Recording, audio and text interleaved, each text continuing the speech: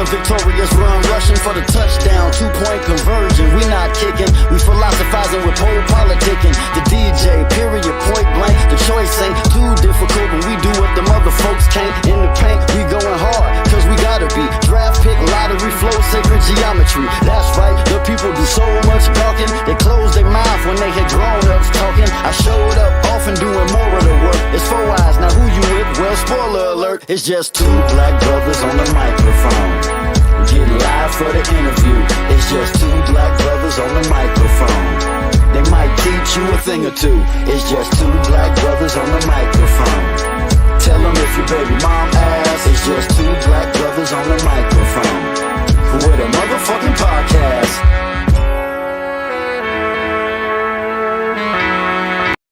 With a motherfucking podcast. That's Black Brothers Podcast.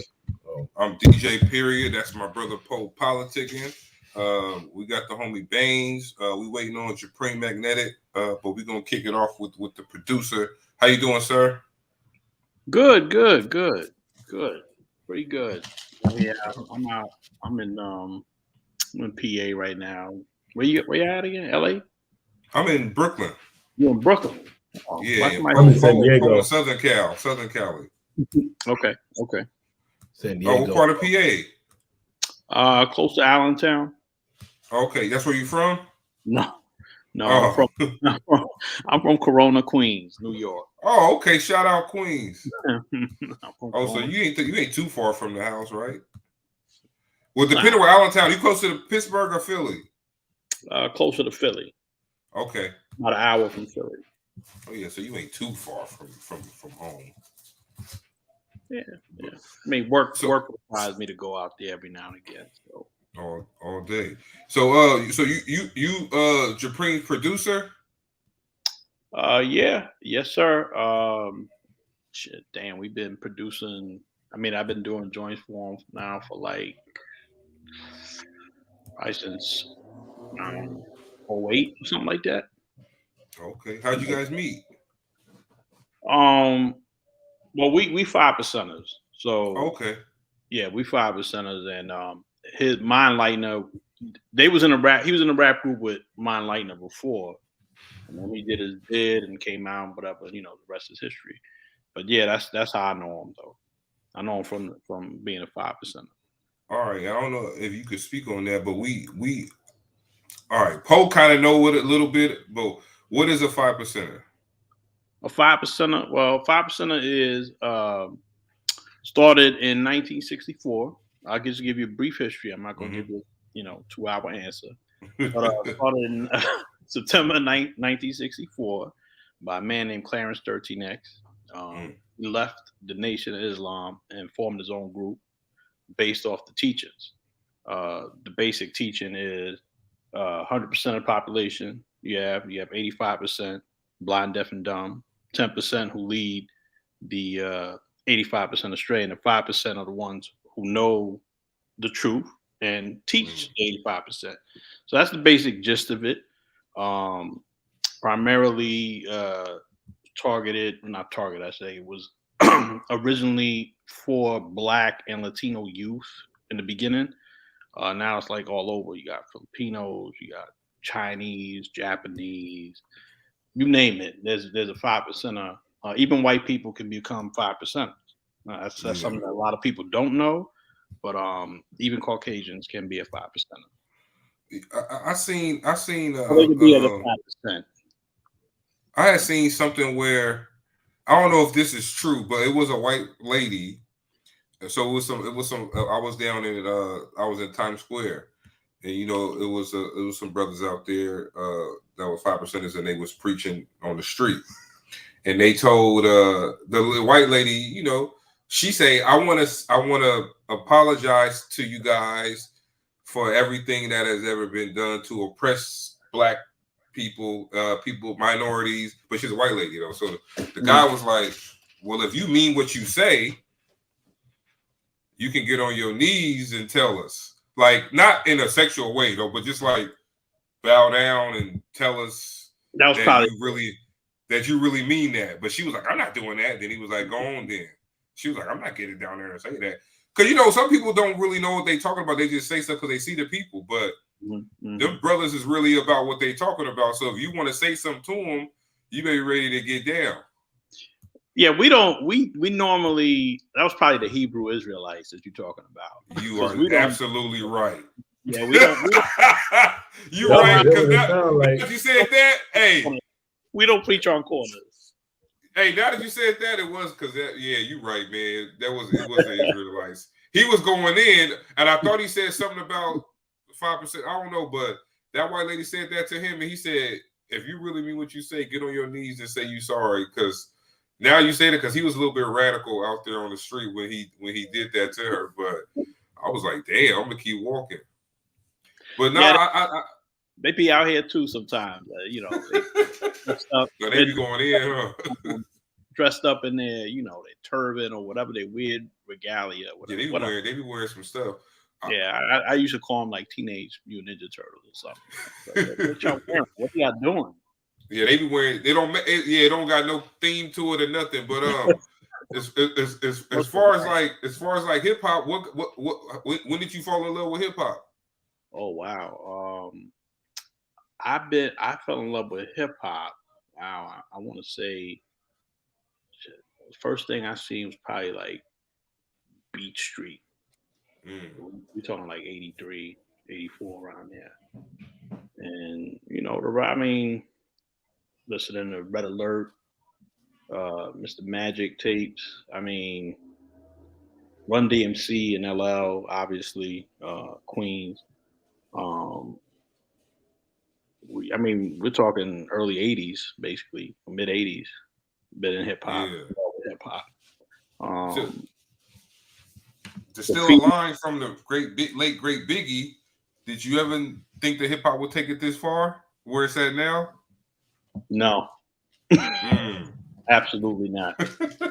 I don't know what age you are, but you probably remember. You were like, do you think this? You think? I wouldn't think it. Yeah, I ask Poe that too. But if I had to answer that question, probably not either. Because I wouldn't think that it would be where it's at today. And not saying it's bad or good.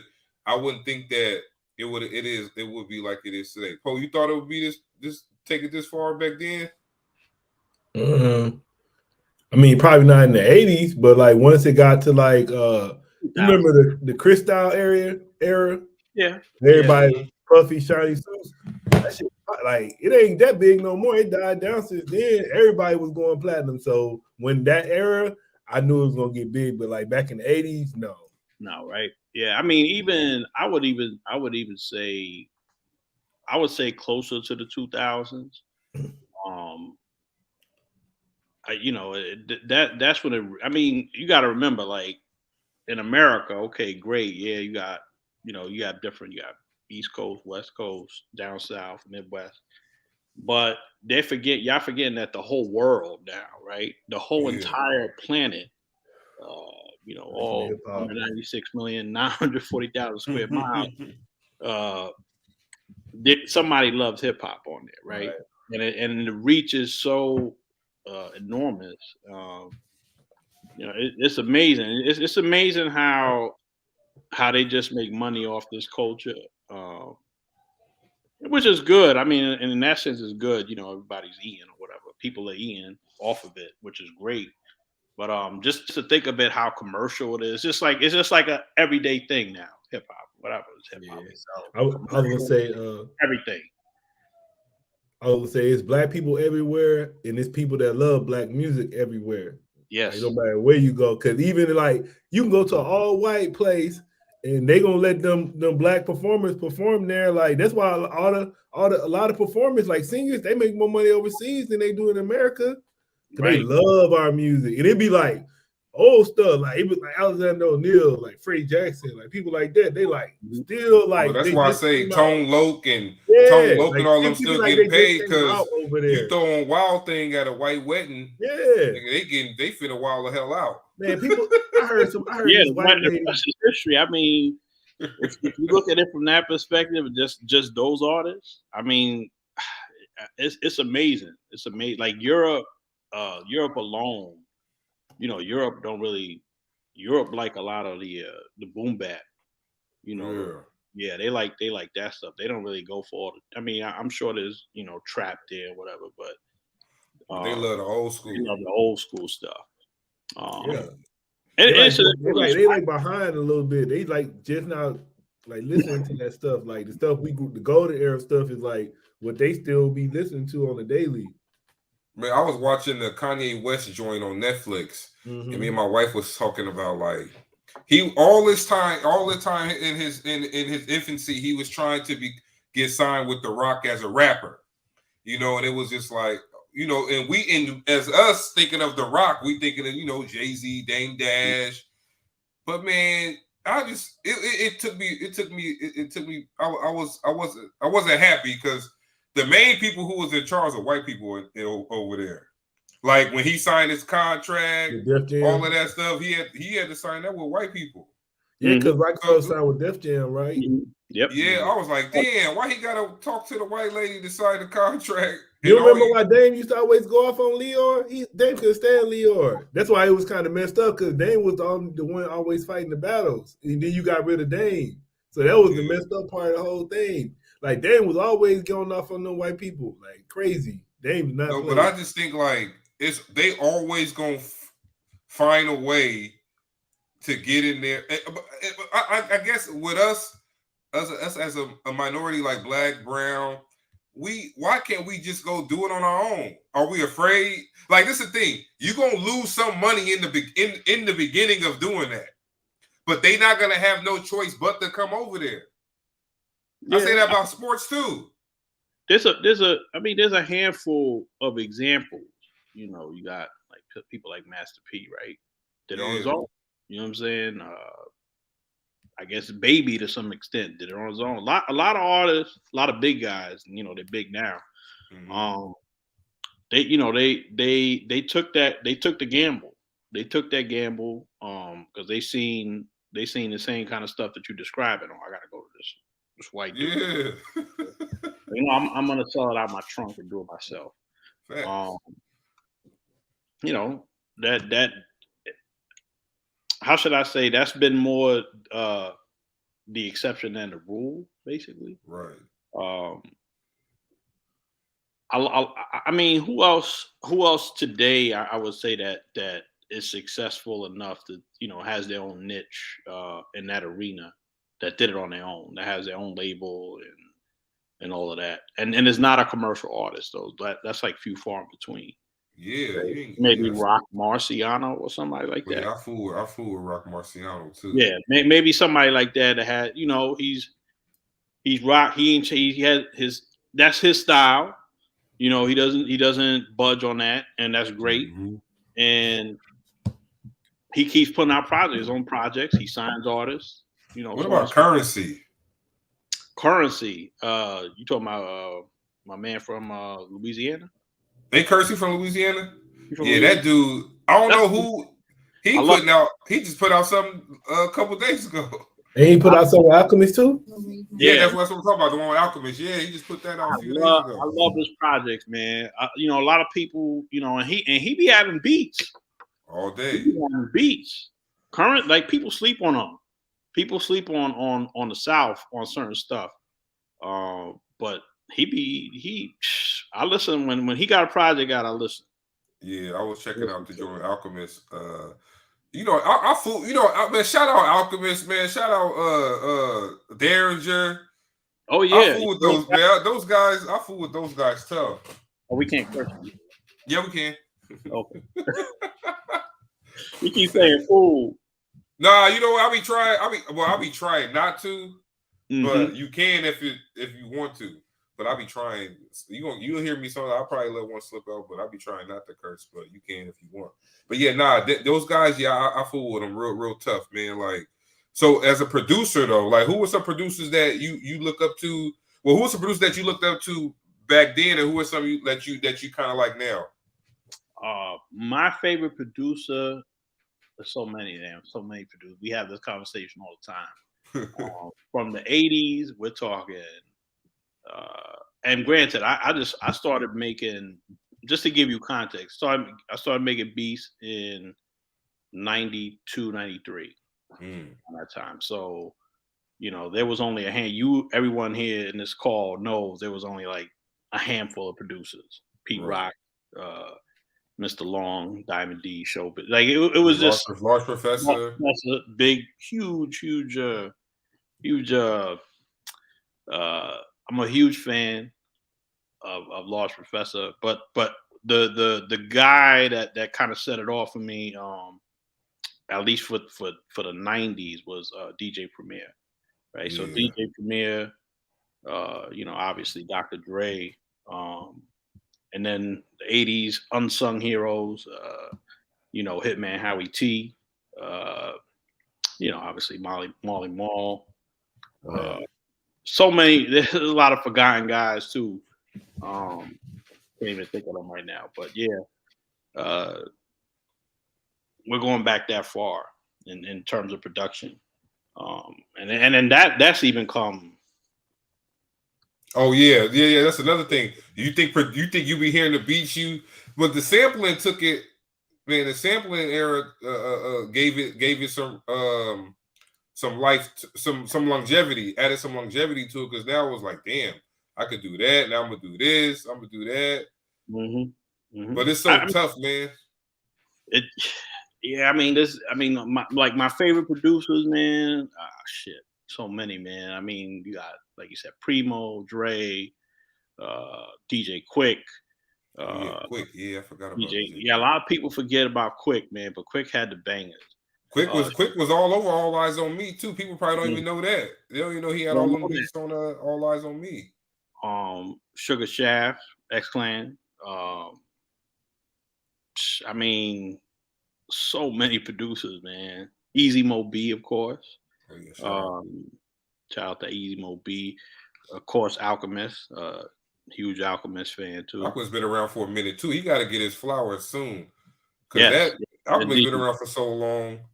Indeed. Yeah, he he knows how to catch those loops, man. And you know with him, he's very humble too. Because this is the thing. I used to watch the Action Bronson cooking show.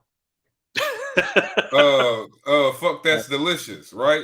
So it was Action, it was Alchemist, it was Mayhem Lauren.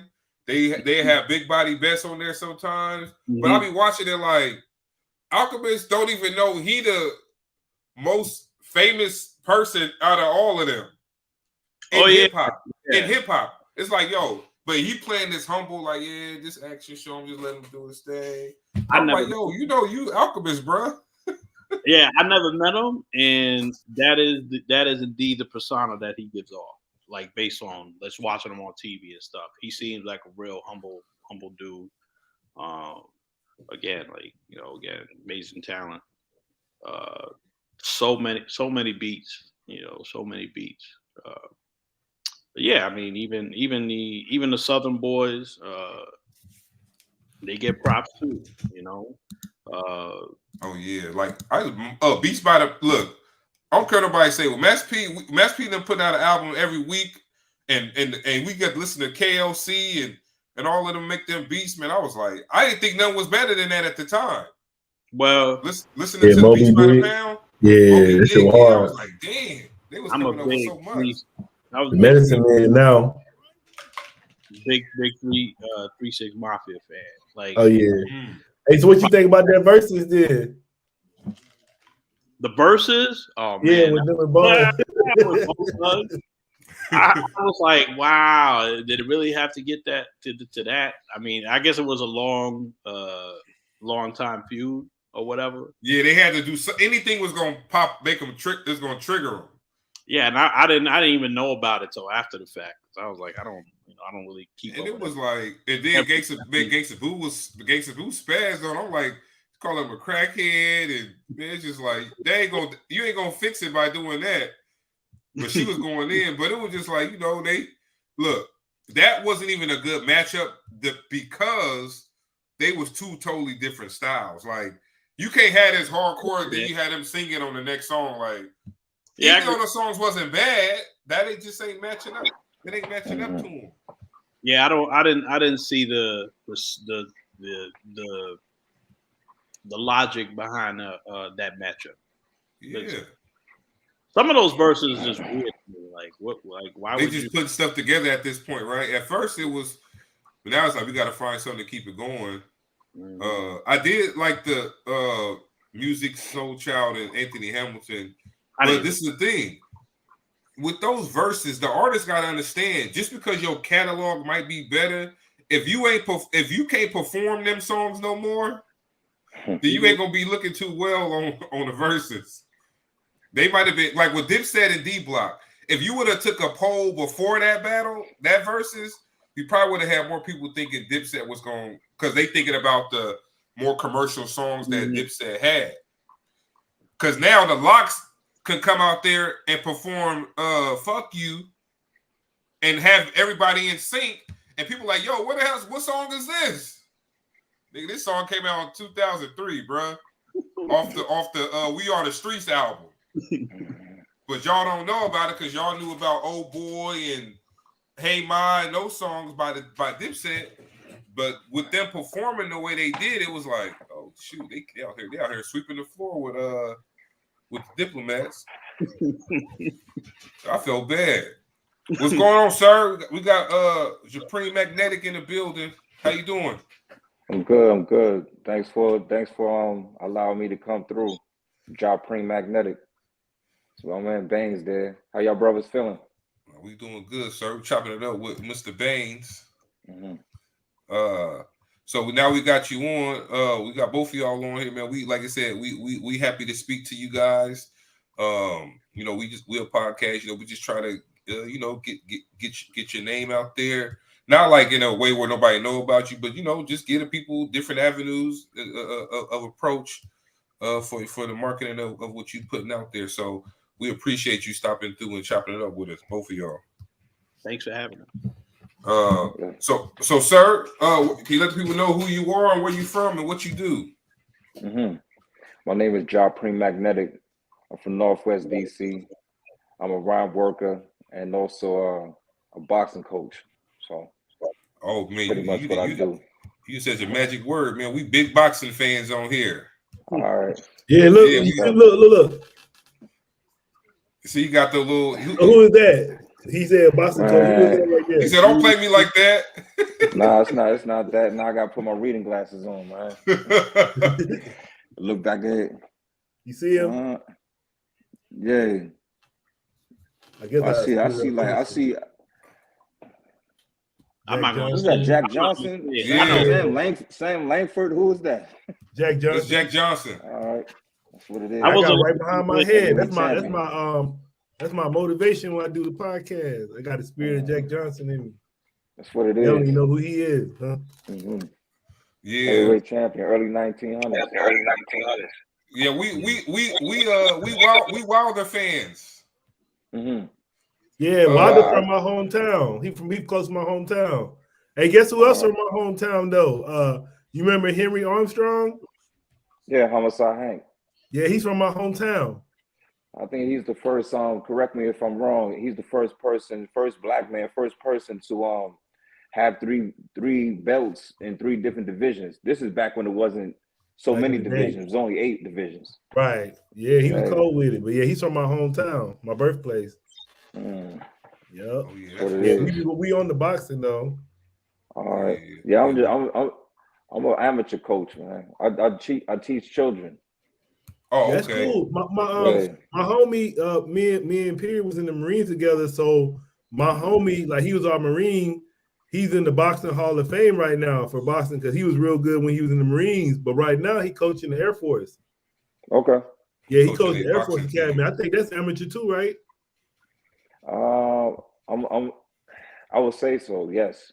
Yeah, he coached. He been coaching for like a year. I was like, that's cool. But he was in the Marine Corps Hall of Fame too. His name Terry Green. That's my homie. Terry Green. Yeah, check him out. Yep. Yeah, so we sit up here talking about the origins of hip hop and did we ever think? I stole a line from the late great Biggie. I said, did you ever think hip hop would take it this far from when you first fell in love with it?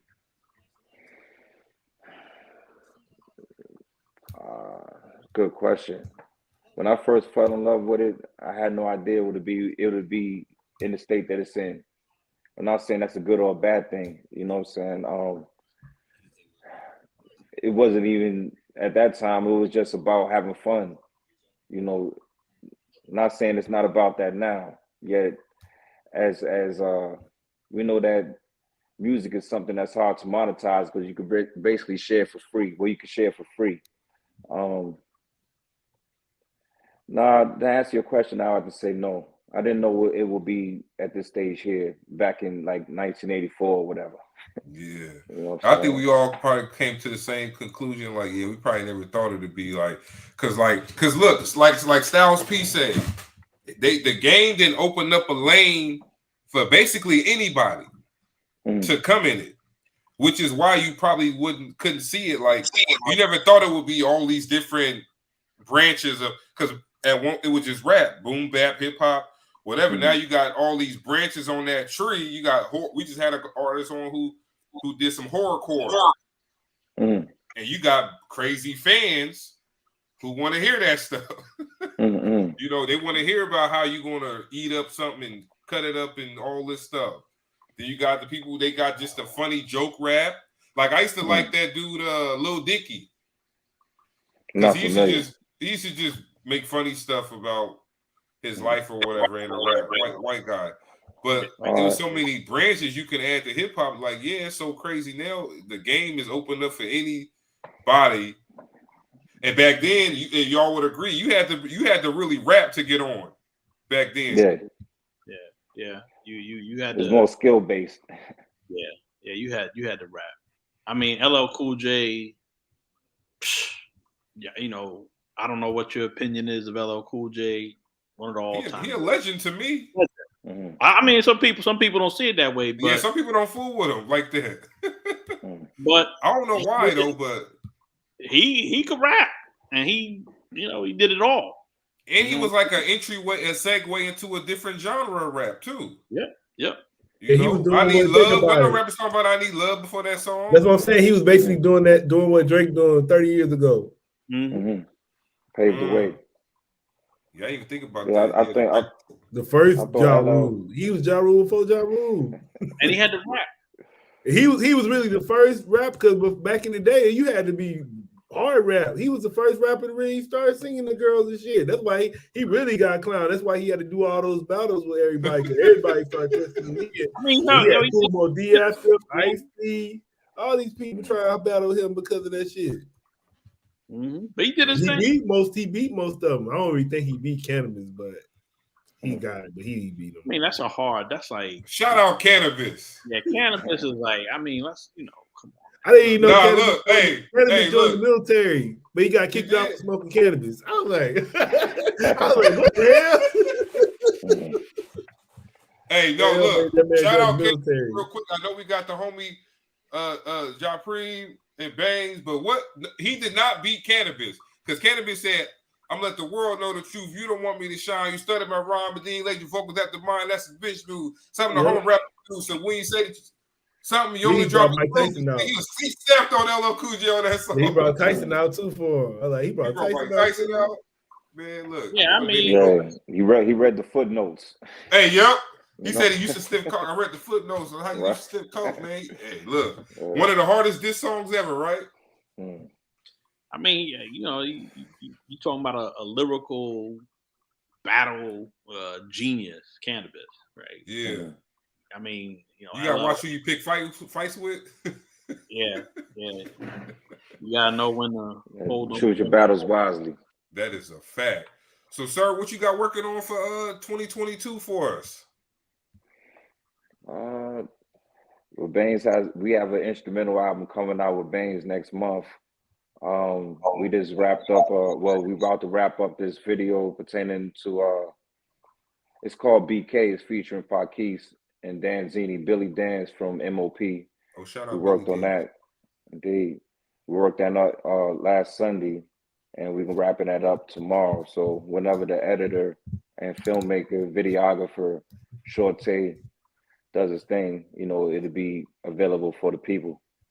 Coming July, we have an EP we release the EP every July and every December. So we're working on July's EP as well. Those EPs, might I say that in the history of recorded music, we're the first to rhyme off a live performance sample parts. You know, Baines chops up the drums, so forth and so on.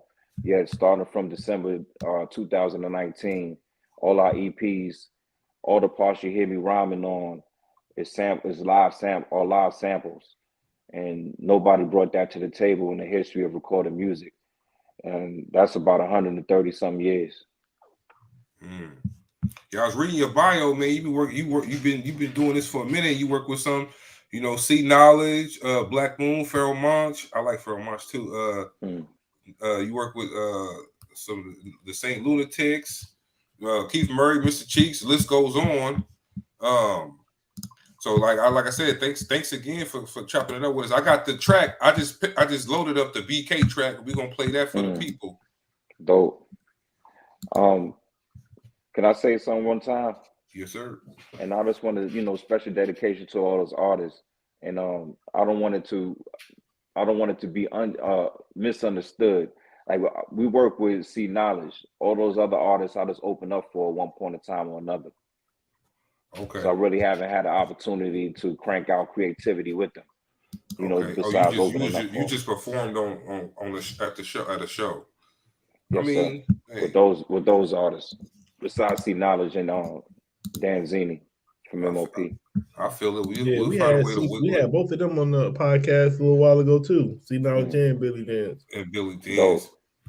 Yeah, Billy Dance was trying to do a movement like back in like 2012. Yeah, We Build Hits. He was trying to do he was trying to put, and we was all on a little conference call with him back then, you know, as like DJs, podcasters, journalists, just, you know, trying to get that thing off the ground. So yeah, we've been around for a minute doing messing with us. So but yeah, so as far as like, you know, what type of legacy you trying to leave with this hip hop game? And I guess that's a question for both of you guys. I'll let Baines answer. Legacy, just want to make good music, people to enjoy it. You know what I'm saying? Enjoy it. You know, it'd be nice to, you know, get a hit or whatever, you know, that kind of thing. But just want people to enjoy the music. You know what I'm saying? We're gonna work hard, continue to work hard, to try to put out the best music we can. That's basically the legacy. You can't say, oh well, you know, that's some whack, you know, that's whack, whatever. But, you know what I'm saying? Like I'm gonna continue to crank them out. You know, producers could hide behind, you know, no age to producing, right? Just keep doing it, man. Just keep doing it. You know, just to have a nice catalog and just keep going. You know what I'm saying? Let people enjoy it. There's always something new to sample. There's always something new to play. You know, whatever. For sure. Keep doing it. I feel it. So I'll give you a different question then. I'll give you a different question, and this question here is more like a scenario-based question, man. It's like people get to know who you are and how you think about certain things. So I like to ask guests this question here. So you hosting a dinner party, all right? And you could bring 3 people to this dinner party, dead or alive, in the history of us. Who you bringing to this dinner party, and what are you going to serve them? The history of us, meaning black people or artists? Hey, whatever your definition of it is. Wow. 3 people, dead or alive. I mean, how I'm feeling right now, or how I'm thinking right now, the first person I would invite would be Allah. That would be the first person I invite. I'm speaking about a black man. He's the father of the 5% nation. He'd be one of the people I would bring. My first choice. My second, Baines and the Guru. You know what I'm saying? Okay. What about, and what you serving them? Well, whatever they want to eat, and with those three people right there, it wouldn't be pork. So I'm a vegetarian, so I'm gonna keep it like that. You ain't gonna bring no pork there. It's gonna be a wrap. Look, all right, and last part of that. Well, so Allah, what one question you would ask? One question I would ask to the three? No, just to Allah, your guest Allah. Oh, what question would I ask? Would I ask Allah?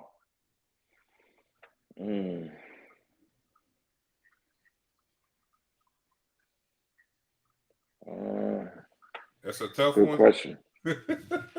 Yeah, I never thought about it until now. That's a hard question. Yeah, that's a hard question. Baines, you wouldn't even know what you would ask him either? Absolutely not. How you doing? You're like, man, you brought me all the way back for this? I wouldn't even know, I wouldn't even know. I wouldn't even know how to like. I see what you're saying though. Like he would be in his 90s. Yeah. He would be in his 90s in this day and time. 94 today. He'd be 94. Indeed. Yeah, on the 22nd. So it's kind of like a belated situation. It'll be the 22nd of February. Yeah. Oh, my birthday was yesterday, the 23rd. Oh, happy belated. Thanks. One of his when I was younger, one of the first 14 in Brooklyn in Medina had I let him know today was my birthday. He said, "Whoop-de-doo." He said it only means something to you and your mother, or you and your moms. Yeah, so it is what it is. Anyway, pardon me. I would, come to think of what I would ask. They're like, fuck my birthday, man. It's not that. It's that's what it is. It's important to certain people. It's somebody's birthday every day, huh? Yeah, everybody has one. So it's really only important to you and the mother or the person who gave birth to you, held you for the 9 months and so forth and so on, nurtured you, so forth and so on. It may not be the same person, but that person gave birth to you. You know what I'm saying, physically. So she went through the birth pains and everything else too. So it may mean something to her. Yeah, it means something to her. It means something to you. So Facts. That's peace, man. You got show. Oh, you doing the interview? I'm about to ask you questions. You can though. That may look, man. We love when people ask us questions. So you can ask. You could ask. Well, are you ask some questions? Oh well, hold on, but I don't mind. Are you a dad? I know Baines is a dad. Yes, I got. So it means 6 a lot, kids. Man. That's peace. That's peace, man. Responsibility. Yeah, it's a lot of responsibility. But look, I think the more you have, the more chance you got one of them to strike it big for you. So I'm waiting on that one. Hey, come on, man, do something for daddy. They did something for you. It's nothing bigger than in the human the arc of human life than DNA. So if you have a son, then you know what I'm saying, that'll keep going. Because I got 5 boys, 1 girl. Yeah, so you good, man. You know what I'm saying? That's the best thing that could happen, the DNA. Because regardless what, not saying like nothing short of something catastrophic happening. Right, that'll wipe out all. Yeah, they're gonna keep that name other than going. that. Yeah, that's what it is, man. And then I'm big on we big on, like, me and Poe big on leaving something to them to give them, because we didn't have that boost to start life, so like we try to leave something for them as much as we can in form like life insurance, whatever, stocks and bonds. We big on that. Because I say, because you know what it is, I say, look, we didn't have that chance to come in the world with 30,000-40,000 to go build something. But I think if we start thinking like that for our children, we'll have them in the future will look a little bit better for our people. So indeed. Hey, hopefully, because if you got 6 kids, one of them kids gonna just blow the money. Like you know what I'm saying? But still, at least you got, You gave them something. They whatever they do with it is up to them. Yeah. You saw that with Warren Buffett, like with his, he one of the richest men in the world, but one of the daughters don't want none of the money. She just said, like, she just cut herself off from him. I'm like, what? Yeah, that shit crazy. She just but look, you know what's funny about that? Like, real talk, and this is what we try to do on this show. I know we don't always talk about the music, but like, I had this kid. I was a recruiter for the Marines, and I had this kid. He was real. They were rich. Family was rich, but he wanted to be a Marine. So like, he came in, talked to me or whatever. He went home and told his mom, "Mom, I want to be a Marine." She stormed to the office. I don't know what you telling my son. I don't know I get him anything he want. I said, look, tell your mama why you want to be a Marine, because she ain't finna be yelling in my face like this. So guess what he told her? You can buy me everything I want, but you can't buy me discipline. You can't buy me a sense of the pride of belonging to something. And that's what's important to me. And she just sat there floored like, oh, okay. She signed the paperwork. Because like some of these people, some people think outside the box. I want to make it out there on my own. This is because I was thinking, my bad, but I was thinking like, we think from a way like we don't got it, but they got it. So once you got it, it ain't nothing to you. But if you ain't never had it, then you like, I need it, I gotta get it. So that's the change. Like he got it, so he want the other shit. We just looking at it like, I know I was just looking at it the way to get out the hood, blah blah. But he want all the other stuff.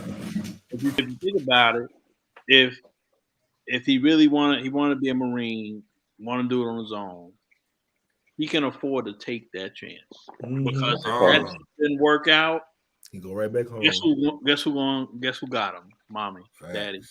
You know what I'm saying? So,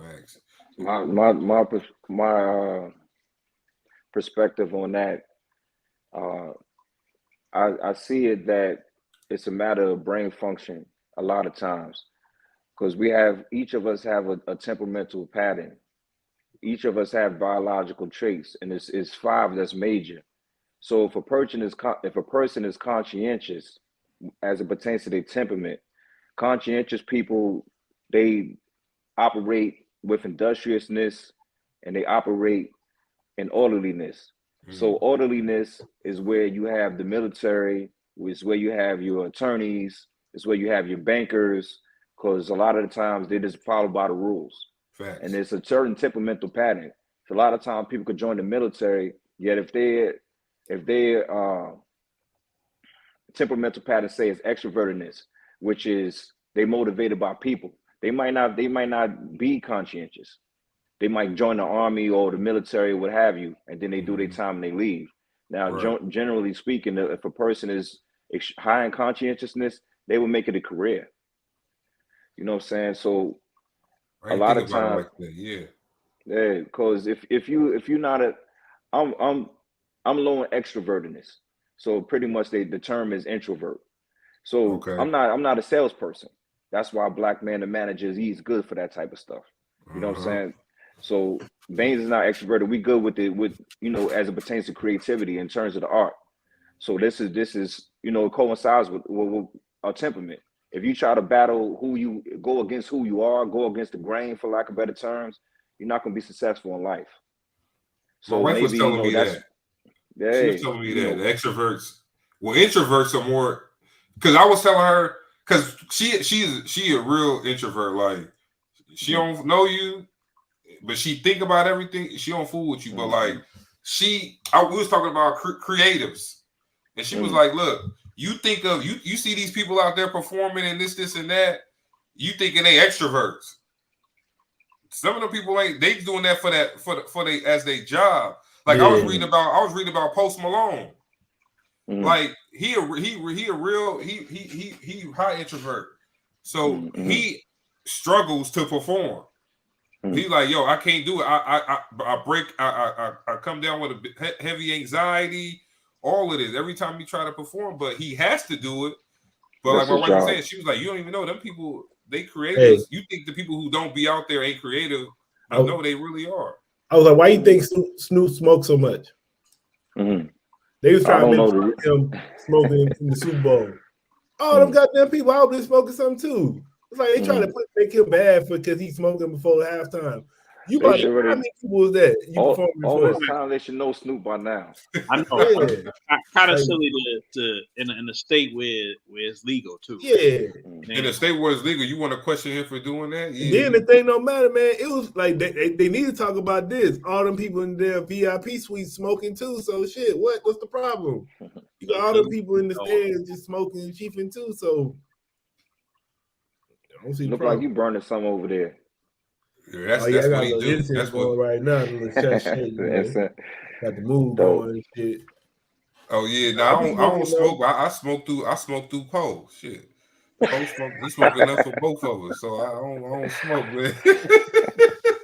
Yeah, I know boxers, they can't do nothing. They can't smoke, can't drink, no fast food, none of that shit. They gotta be disciplined. Yeah. Can't wait. Can coach. I'm a coach though. As 5%, y'all have rules on that? Yeah, I mean, none of that's artificial simulation for the most part. It's probably not good for you. But we don't explicitly prohibit it.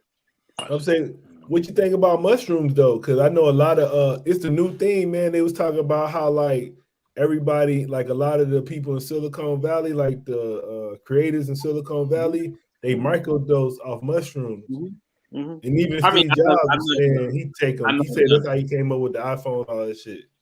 Yeah, I never done any psychedelics, anything like that. I only only smoke weed. Occasionally I have a drink. You know what I think though? I think as we go on, like, and not to hit, because we don't got another guest coming on, so we could go past the 11 time frame. But I think as we go on, religion is getting more looser. Like I interview people for my job, and I was interviewing these two Muslim guys, and they were like, they don't follow nothing no more. Really, they just got the title. They like, because I asked them, because the stuff that they was getting involved in, I know that ain't what they should be doing as Muslims. So I asked him, I said, yo, man, do y'all? He said, well, we American Muslims. I was like, what that mean? He's like, we do certain things, but they not like, but they parents don't approve of it because they parents is devout, strict by the book type. But I think more with these kids out here, like they mixing stuff, like mixing religion, man. They doing all kind of stuff, man. So it's like I feel like, is that a threat, or is this generation a threat to religion? I don't. Go ahead. I just know that religion never led a man to God. So I don't care what religion a person has. You know what I'm saying? We teach that the black man with supreme knowledge of self is the God. I'm God of my own destiny. I'm not your God or anything like that.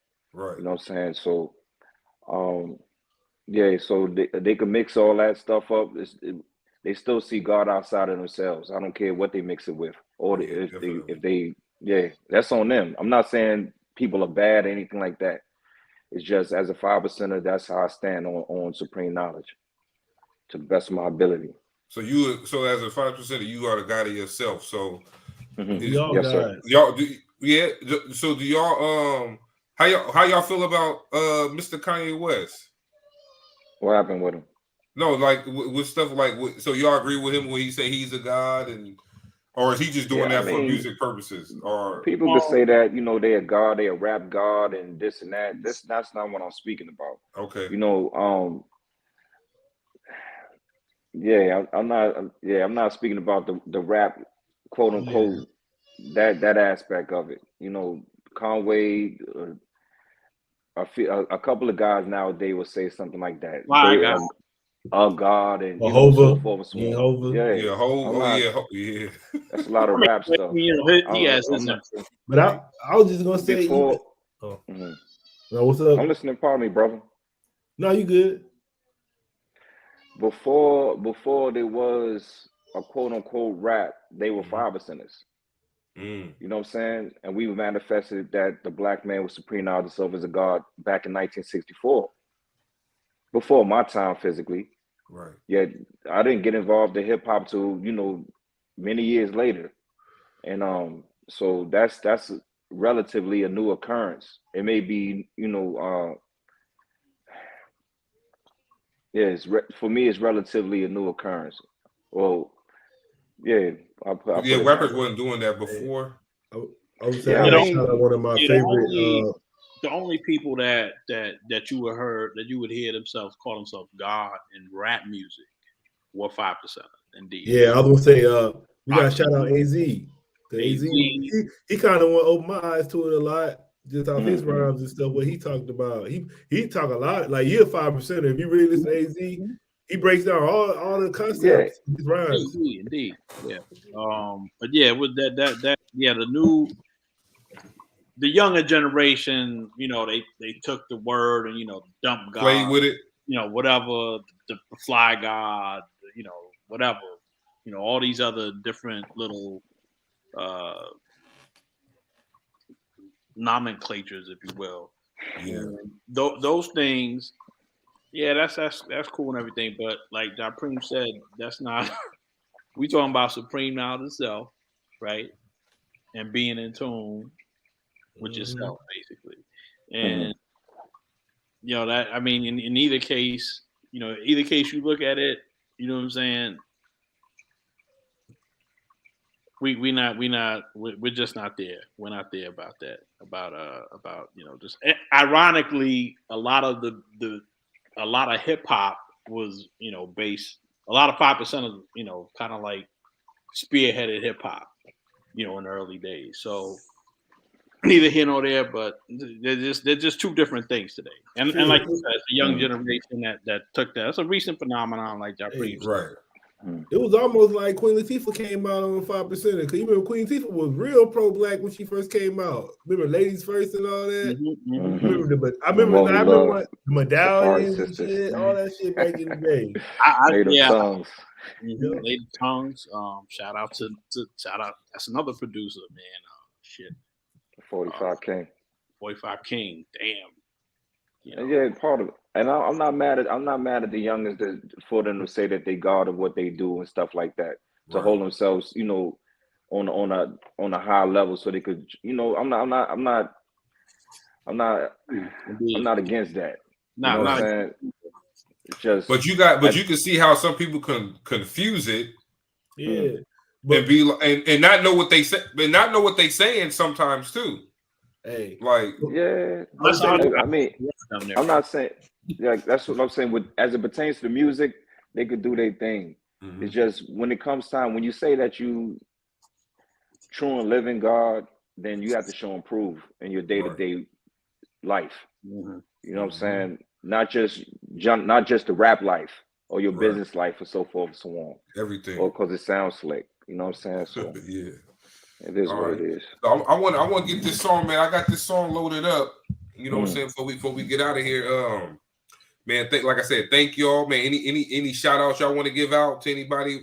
We live right now, so any shout outs y'all want to give to anybody before we go into this music? And like I said, once again, thanks for pulling up on us. Yeah, I'm probably gonna get off before we play the music over here because we on the book. They gonna take this shit down right when we play the music. They gonna be like, we on here with y'all. They gonna stay copyright. Like, goddamn, y'all see they do be hitting. I said we got the artists on here, and y'all talking about we had a copyright infringement on here, and we go and buy the music off of iTunes before we play it. So that's the cold part. They was listening to the interview. For sure. Storm. Nah, that's we just try to support everything, man. We know everything counts. So, like I said, if we got one loyal person that listens to us every week, I feel like we doing our job. You feel me? We got more than one, so we doing our job. But yeah, go ahead. Any shout outs y'all got? Baines. Peace to the gods, peace to the earth, babies. Shout out to two black brothers for having us. Big shout out to the Politicking Show. Oh, black brothers today. Shout out to everybody out there. Peace. It's really 5 black brothers now because there's 4 of us in that other spirit. So we got 5 black brothers in the room really right now. You on Spreaker still, period? Yeah, Ja, where you, All right, Ja, I'm gonna get off- you I'm gonna from? get You off from on his side. New York City? Am You I in from New York City? Yeah. I was birthed there. I grew up in Okay. DC though. Yeah, my mom's from New York City. My dad, stuff like that. Yeah, I grew up in DC, Northwest. Oh, okay. Yeah. I used Yeah, to work at the Pentagon. I don't know how close that is, but I used to work there for a couple yeah, of years. that's VA though. Hey, look, my first time going to DC. Wow. Hey, look, I was on and what's the main street when you come off of I was coming up 295, and then it turned into 295. I think 395, and that's New York. Is that New York Avenue? Where Yeah, when you first come in, yeah. Yeah, New York Avenue. I was over there, but I made a wrong turn. And I was like, damn, I hear all these songs about don't hit that one way because it's gonna be hard to get off that one way. But I was at a stop sign and the dude it was Drew walking with a young lady, nice looking young lady, and she faced my car and opened up her trench coat and she had no clothes on. I said, "Oh, what we got going on over here? What we got going on over here in DC?" What year was that though? What year was? This had to be 2000 and when I got there, 2004 ish, 2004, 2005, and I was like, "Damn, what's going on over here, man?" But it was like a little dark. It was a. We wasn't in plain view of like they was off in the cut somewhere where I turned off. So I was like, maybe he got her back here working as a lady of the night or something. But oh yeah, you know, she opened up that jacket. I said, "What's going on in DC?" I had never seen that coming from the West Coast because I grew up in Cali, so we didn't see that too. They put him down in DC right in front of the White House. They don't give a fuck about none of that. They dropped their ass off right in front of the White House, started holding shit. Yeah, but then man, you know, I do love the DMV though, man. Like I live in Brooklyn now, but I do love the DMV. I used to stay in I used to stay in Maryland at Fort Meade, but I worked in Baltimore. So man, that whole little this is just a vibe down there, man. That I really kind of miss it, but I do. Can I? Do we have a little bit more time? Yes, sir. Yeah. All right, I'm old school DC. Like DMV to me is the Department of Motor Vehicles. Back in the day, it wasn't no DC, Maryland, Virginia like that. You know, like DMV, like they have it now. That's more like a gentrified. What happened? Oh, I don't know, man. I mean, it's a long story with me. You know what I'm saying? I've been away for a minute, and I returned, and you see my Bandcamp catalog since then. So. Yeah, for the most part, you know. So that's the gentrified. That's like, yeah. Because I know I've been in New York City 10 years, so I see people that talk about you can't call certain like they call. I live over here in East. It's called East Flatbush when there was knuckleheads running around robbing and taking your stuff. Now they call it Prospect Gardens. Oh, I never heard of it. So it's like one of those things. It's like, yo, if you try to hang out with some old heads and be like, yo, I'm in Prospect Gardens right now, they're like, nigga, where you at? That's like calling the South Bronx the piano district or whatever. Something like that, yeah. Yeah, I'm not like I was my daughter was applying to colleges. She had applied to Fordham, and when we looked at the address, they changed that area. It's called like something Heights now or some shit like that. And I'm like, that's just Fordham. You know what I'm saying? Like, there's no. Right. But now I see what you're saying, Japreme, because like, yeah, that's the old. I'm from the old school, so you calling the DMV, you talking about going to get your license or your ID checked out or something. I feel it. To this day, as it pertains to me, yeah, still the DMV. You know, it is what it is. Just, that's my little 2 cents on that, though. No, so anytime somebody brings it up as it pertains to this area, I have to kind of like interject to make a distinction. So. Well, you could tell that the person wasn't there when back in the day if they calling it the DMV, basically. Yeah, because I was there. Yeah, I was there for like 3 years. That's 2004 to 2007. And then I was listening to local rappers that was calling it the DMV? Are they calling it the belt Yeah, or stuff I like heard. that? So All right, very briefly. Um, I did 14 years, and I've been home for 12. So when I came home, they were saying, I used to hear conversations, so I asked people what they was talking about, because they were saying DMV like it wasn't Department of Motor Vehicles. So right. like, but they said it came from Wale. You know what I'm saying? Yeah, It was around something that Wale time. was doing. Yeah, right around that Wale time. Yeah, that's what people start probably calling it that because it was just like a thing to unify the area in a way. But Mm-hmm. Yeah, uh, I'm not mad with unity or anything like that. I just know when I was coming up, DC used to punish dudes from Maryland and Virginia. I only heard about one thorough dude from Maryland, and the feds knocked him off in the shootout because he was just thorough like that. It didn't matter where he was from. You know what I'm saying? But generally right. speaking, yeah, DC and Maryland and Virginia, when Virginia or Maryland come to DC, it's not a good thing. They don't catch a bad decision. Man, So they I'm have a to mind big they. I'm a big criminal justice dude. So like Mhm. I don't like the system, but I like my degree is in criminal justice. So like Mm-mm. that's a touchy thing for me because like I said, like I got a little brother that's locked up right now. And I worked at a federal prison in Brooklyn. I worked at the MDC here. So like Okay. my thing with it, man, I feel like we probably will never get to change it, but I feel like it's definitely due for a rehaul because it's like an overhaul. Because this is my thing: if you lock somebody up for a non-violent crime, Mm-hmm. and this is my little rant that I love, but if you lock somebody up for a non-violent crime and you put them in general population, what's the odds they're gonna become a criminal, a violent criminal in there? What's the odds? Like this is my thing: you gotta survive. Because ain't Mm-hmm. nobody gonna distinguish you from a person.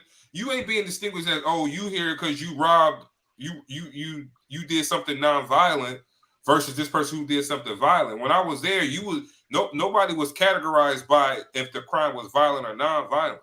So now if you have to be in there with different people of different classes and genres, if you want to call it, if you say if you got this person. You got to survive. So you may have to do something criminal to survive and do your time. You speaking? Yeah, what? It's a possibility. So I'm like, how can you lock somebody up in as a nonviolent offender, but expect them not to get into anything, any write-ups, any shots, whatever? They in a place where they're surrounded by people who are all. I don't know, man. That's just my thing. I feel like I feel like it's not set up. It's not designed to rehabilitate everyone. I think that depends on the individual. Like if you have enough time to think, then maybe you could. Well, put it this way: after 14 years, I did a lot of soul searching and so forth and so on. I was a 5%er before, inside prison, and afterwards, still a 5%er. The thing is, I just became hyper focused, music and boxing. But everybody may not be like that. Yeah. I only can speak for myself.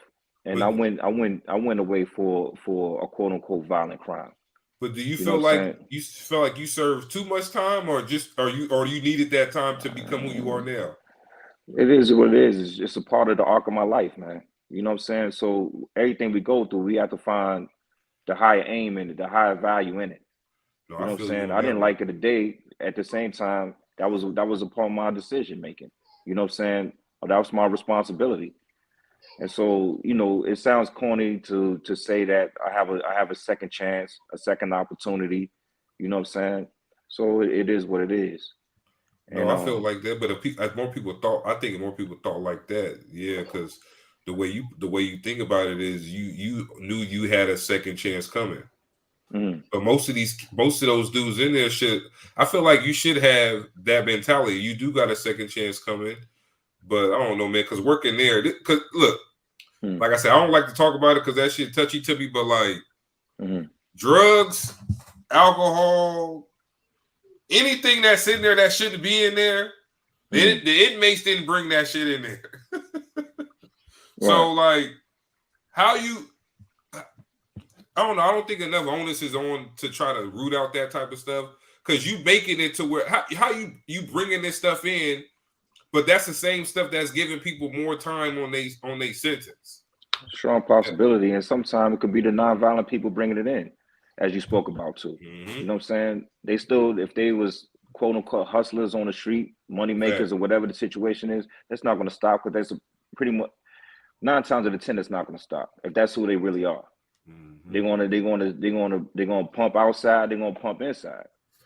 So yeah, I saw this one girl, she was selling drugs on the outside, then she came inside, she started selling the commissary food. I was like, damn. Oh yeah. She even said that she was like shit, she was flipping that shit. She probably making more money on the commissary than the drug. I mean, you could do a whole series just on that alone on your podcast, and you know, specifically with like U.S. prison system. So yeah, I mean, you could do a whole series. No, I think we're gonna do that one day. I said, man, we did had a few guys on here that did a bid, and it was just like my thing, like. But like Poe was talking about, that hustler thing. Like they told us when we got there, they like, and it's a thing. They told us, they said, listen, this is my thing. I got hype. I smell weed on the unit. I got hype. I call the ball. I said, look, man, I found somebody with some weed. That nigga started laughing at me like, nigga, call me back when you see him with the shit. Cause I told him I smelled it. I thought I was. Then he called back. He said, yo, you DEA or something? I was like, nah. He said, nigga, don't call me back with that shit no more, bro. Like, they came to my office. They was like, look, man, they do weed in here. They do heroin. They do this. They do that. You ain't going to stop that shit. So don't you try. That's what they told me straight up. Like, they hustle in here. People got debts they got to pay in here. Like, this is you and they world here. As long as they ain't killing each other. Right. And shit like that, you ain't finna stop nothing in here. Don't try to stop nothing in here. Then I had to sit back. I was like, damn. But it made it easier for me because, like, this is the thing. Most inmates knew that when you walked around, all right, we can't really do no, unless they knew you was the dude who was you was one of them scary officers or whatever. But they knew, like, all right, he coming. He only gonna walk around for about 10, 15 minutes. So whatever we doing, pause that shit for 10, 15 minutes till he go sit his monkey ass back down. And then we're gonna do our thing. And when I learned that, it was easy. Because at first, when I first started, I was doing around every 2 minutes. I was scared. You know what the inmate told me? He said, "Hey man, let me holler at you for a second." I said, "What's up?" He said, "Nigga, you gonna tear them boots up on the first day, bro?" He said, "You gotta go sit down." Tear them boots up. He said, "You gonna tear them boots up on the first day, rookie?" That's what he told me. I said, you know what, man, I'm gonna sit my ass down somewhere. But nah, this shit, huh? Y'all was out there. Look, hey, what y'all doing up, man? That man gonna sit your hey man, anybody doing nothing.